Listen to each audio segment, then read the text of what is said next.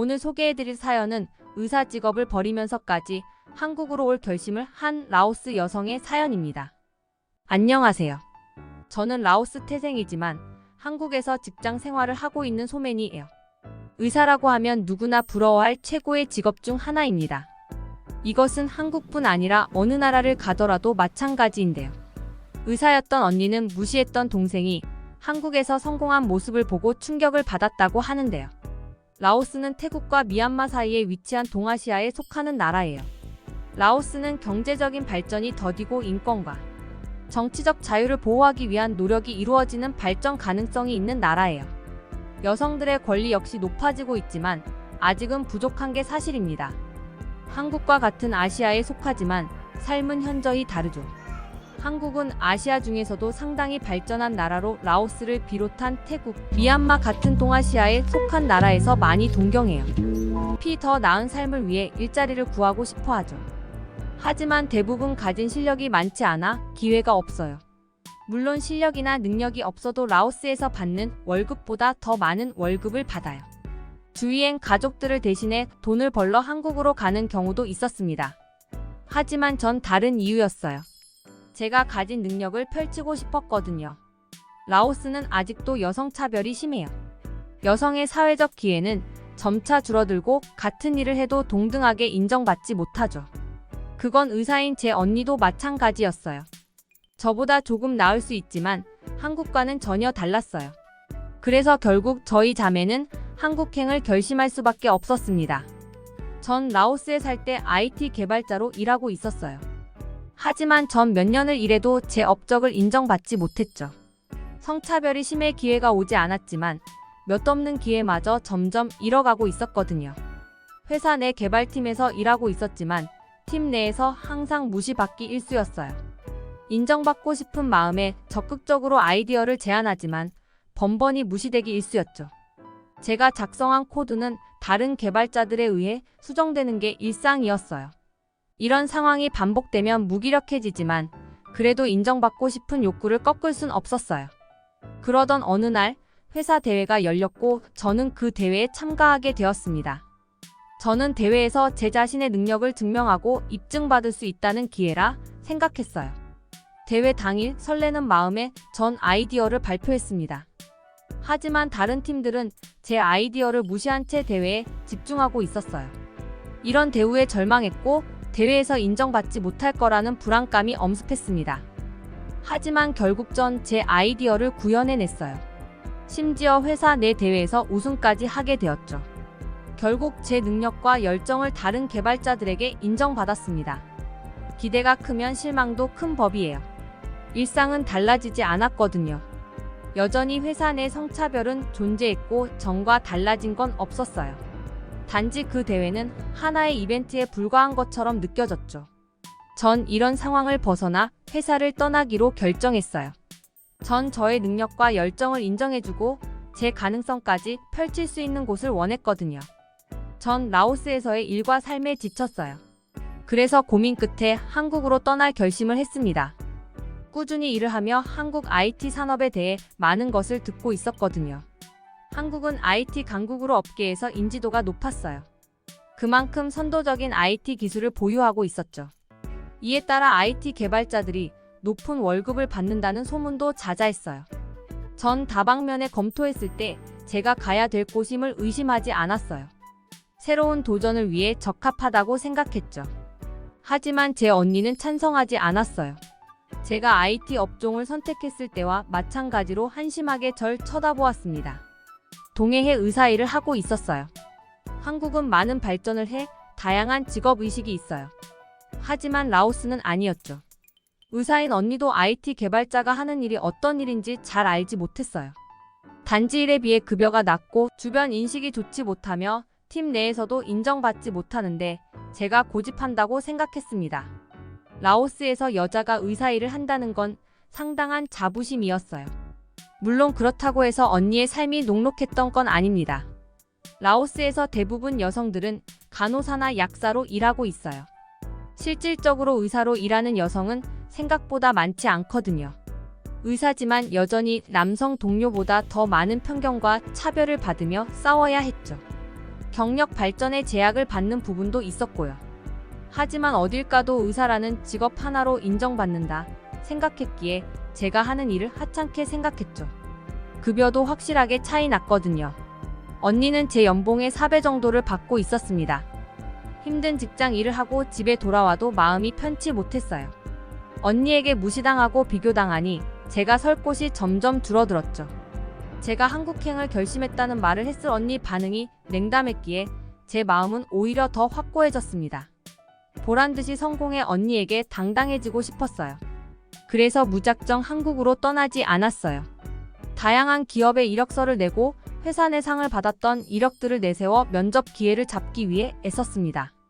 다행히 생각보다 많은 곳에서 답변이 왔어요. 열정과 제가 담당했던 업무에 대해 관심을 보였거든요. 전 그중 업무 환경이 좋고 급여 체계도 좋은 두 곳을 선정했습니다. 한국으로 직접 가 면접을 보고 합격하는 곳을 선택할 생각이었어요. 그렇게 전 한국으로 떠날 준비를 차근차근 했습니다. 그리고 한국행을 결심한 지 3개월 만에 한국으로 출발하는 비행기에 몸을 실었어요. 긴장된 마음으로 면접을 봤어요. 감사하게도 2군데 모두 합격해 좀 더 규모가 큰 회사를 선택해 다니게 되었습니다. 이왕이면 더 큰 곳에서 인정받고 싶다는 욕망이 크게 작용한 것 같아요. 라오스라는 나라와 가정에서 언니에게 인정받지 못했던 지난 날들이 생각나며 강국 한국 기업에서 인정받는다면 그 모든 게 해소될 것 같았거든요. 업무에 적응하는 데 시간이 걸렸어요. 업무 자체에 대한 적응보다 팀 내 직원들과의 소통이라는 말이 더 정확할 것 같습니다. 라오스에서는 개발자들이 각자 업무에만 집중하는 게 일반적이에요. 하지만 한국은 달랐죠. 팀원들의 협력과 의사소통을 상당히 중요시했어요. 익숙하지 않고 언어 소통이 자유롭지 못해 처음엔 애를 먹었습니다. 하지만 작은 의견도 진지하게 받아주는 한국인 팀원들을 보며 자신감을 되찾기 시작했어요. 적극적으로 의견을 제시하고 한국인 팀원들과 소통하며 일하는 방식을 습득했죠. 실력은 날로 성장했고 업무 성과도 낼 수 있었어요.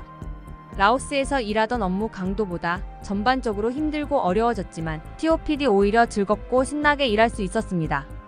팀워크와 인정이라는 두 가지가 저에겐 상당한 시너지 효과로 다가왔거든요. 무엇보다 또 다른 변화는 대우였습니다. 전 한국에서 업무 환경이 상당히 공정하다는 걸 느꼈어요. 회사 내에서 업적과 능력을 인정받고 저에게 적절한 대우를 제공했기 때문입니다. 특히 한국은 성별에 상관없이 같은 업무를 수행하는 직원들은 동일한 급여와 대우를 받았어요. 오히려 직급이 낮아도 업무 능력이 뛰어나다면 인정받고 빠른 승진도 드물지만 있었습니다. 물론 여자여도 관계가 전혀 없었고요. 저는 더 이상 한국에서 성차별로 인해 불이익을 받지 않았어요. 업무적 차별도 없었고 급여의 차별도 없어 상당히 만족스러웠습니다.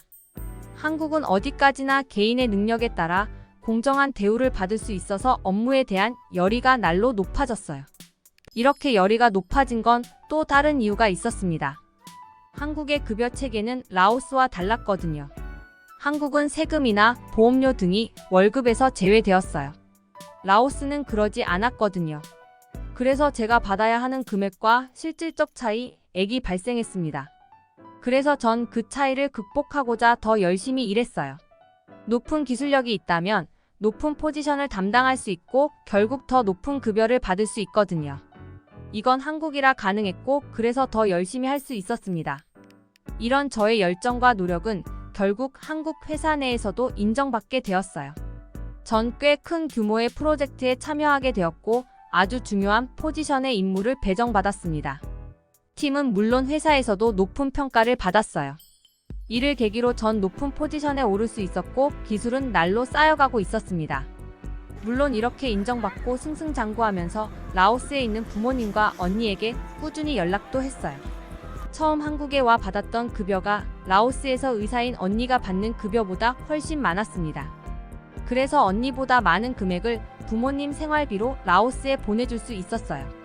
열심히 일한 만큼 빠르게 급여는 올라갔고 보내는 금액은 점점 늘어났습니다. 능력이 커지는 만큼 마음의 여유도 생겼어요. 부모님과 전화통화를 하며 언니보다 저를 더 인정하고 지켜세운다는 느낌을 받을 수 있었습니다. 태어난 나라가 아닌 낯선 나라에서의 성공이 자랑스러우신 것 같았어요. 특히 한국은 아시아의 선진국으로 많은 동아시아 사람들이 선망하는 나라이기 때문에 더 그랬죠. 제 목소리에 자신감이 찬 걸 느끼신 부모님은 안도하셨어요. 그리고 한국이라는 나라를 궁금해하셨습니다. 여전히 언니는 저를 못 믿는 눈치였어요. 보내주는 금액이 커지는 걸 아니 크게 뭐라고 못하지만 의심하는 말투는 여전했거든요. 그래서 한국으로 오는 비행기 표를 끊어 라오스에 있는 언니와 부모님께 보내주었어요. 한국으로 와 제가 지내는 일상을 자랑하고 싶었기 때문입니다. 그렇게 부모님과 언니가 인천공항에 도착했어요. 전 제 차를 끌고 공항으로 마중 나갔죠. 택시를 타고 올 거라고 생각했던 언니는 다소 놀란 눈치였어요. 한국에서도 꽤 좋은 중형차를 끌고 갔거든요. 라오스라면 꿈꾸기 어려운 정도였죠. 라오스에선 의사 언니도 잘 나가는 직업이라 절 무시했지만 한국에 와 역전패 당한 셈이었습니다. 그렇게 언니와 부모님은 한국에 제가 지내는 숙소로 오게 되었어요. 제가 살고 있는 동네는 서울로 석촌호수 근처 오피스텔이었습니다. 회사에 가는 교통편이 편하고 가까이 산책할 수 있는 큰 호수가 있어 분위기에 매료되어 계약했거든요. 물론 상대적으로 월세가 높았어요. 그래서 재계약을 해야 할진 아직 고민이지만 어쨌든 지금 살고 있는 곳이었죠. 큰 빌딩 숲 사이 꽤 근사해 보이는 높은 빌딩 안으로 들어가는 절 본 언니의 눈은 지금까지 놀림거리가 되었답니다. 안 그래도 큰 눈이 더 휘둥그레지면서 이렇게 비싼 곳에 산다고? 라는 속마음을 그대로 표현했기 때문이죠. 언니는 계속 안 그런 척했지만 압도적인 분위기에 자신도 모르게 속마음이 튀어나온 것 같았어요. 전 웃으며 아마도? 라고 답했습니다. 투룸 형식으로 거실과 방 한 개로 구분된 곳이라 가족이 머물긴 괜찮았어요. 그리고 살짝 멀지만 창밖으론 석촌호수도 보여 정말 근사한 호텔 부럽지 않았거든요. 가족들이 온다고 저 역시 휴가를 냈어요. 그래서 정말 한국에 오고 처음으로 이곳저곳을 함께 관광하며 즐거운 시간을 보냈습니다. 라오스에서 가족들이 온다는 소식을 들은 회사 동료들이 꼭 가보라고 추천해준 맛집들이 있었어요. 그리고 덜어는 기프티콘을 보내주며 가족들과 함께 먹으라고 했죠. 라오스와 전혀 다른 삶을 살고 있는 절 본 언니는 결국 부럽다는 진심을 이야기했습니다. 같은 일을 해도 인정받을 수 있는 한국에 오고 싶다고요. 그리고 라오스에서 무시했던 지난 날들 역시 미안하게 생각한다며 제가 자랑스럽다고 덧붙였어요. 저의 도전으로 언니 역시 다른 시각을 가지게 되었던 거죠. 언니는 라오스에서의 삶이 전부라고 생각했대요. 불합리하다는 걸 알지만 바꾸는 건 시간이 너무 오래 걸리고 다른 나라로 저처럼 갈 생각은 처음부터 꿈도 꾸지 못했다 했죠. 하지만 결국 똑같은 대우를 받을 거라 생각했던 제가 한국의 도전장을 내밀고 보란듯이 성공해 전혀 다른 삶을 샀다는 게 너무 자랑스럽대요. 무엇보다 팀원들이 인정하고 챙기는 모습이 너무 좋아 보인다고 덧붙였죠. 여행 마지막 날 언니와 전 마음을 터놓고 그동안 이야기를 주고받을 수 있었습니다. 라오스를 비롯한 동아시아에서 한국을 꿈의 나라라고 부르는 이유를 이제 알 것 같다고. 언니와 전 만장일치로 이야기했죠. 물론 거기엔 IT 개발자나 의사, 직업 같은 한국에서도 인정받을 수 있는 직업을 가졌다는 배경도 한몫했을 것 같아요. 라오스에서 온 모든 사람들이 저같이 성공한 삶을 사는 건 아닐 테니까요. 하지만 분명한 건 알아요. 한국에서 평범한 삶을 살아도 라오스에 충분히 성공한 삶이 된다는 것 말입니다. 그렇게 언니는 라오스로 돌아가며 다시 의사 휴직계를 내고 한국으로 온다는 말을 해줬어요. 전 한국으로 오기까지 많은 준비 과정이 있었지만 언니는 쉬면서 한국에서 새 출발을 하고 싶다고요. 저에게 강하게 보이고 싶어 속마음을 모두 알려준 건 아니지만 라오스에서 여자로 의사 생활을 하며 많이 지친 것 같았습니다. 더 이상 그곳에서의 삶을 생각하지 못할 정도로요. 언니가 모든 걸 다 말하지 않았지만 저는 알 것 같아요. 열심히 일해도 편견을 가지고 보는 시선, 나보다 못한 남자 동료도 아닌 후배가 먼저 승진하는 직장. 버티기 힘들거든요. 거기에 급여 차별까지 더해지니 저나 언니처럼 승부욕 강하고 실력으로 인정받고 싶은 여성들이 살기 좋은 곳은 아니라는 걸 말입니다. 내일 밤 비행기에 언니가 다시 한국으로 돌아와요.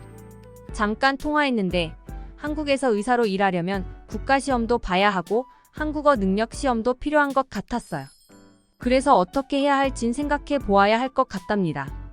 저 역시 그동안 언니가 아빠 대신 가장의 무게를 짊어지느라 저에게 더 혹독하게 말하고 버텼다는 걸 알아요. 그래서 서두르지 말고 찬찬히 하고 싶은 걸 찾으라고 말해 주었습니다. 언니는 배운 게 아깝긴 하지만 한국은 다양한 직업이 있고 어떤 직업이든 남녀 차별로 인한 급여 차별이 없어 새로운 걸 배워도 재미있을 것 같아요. 우스갯소리로 IT 개발자는 어떠냐고 물어봤으니 말 다 한 거죠. 이제 한국에서 당당하게 인정받으며 열심히 살아갈 저희 자매를 많이 응원해주세요.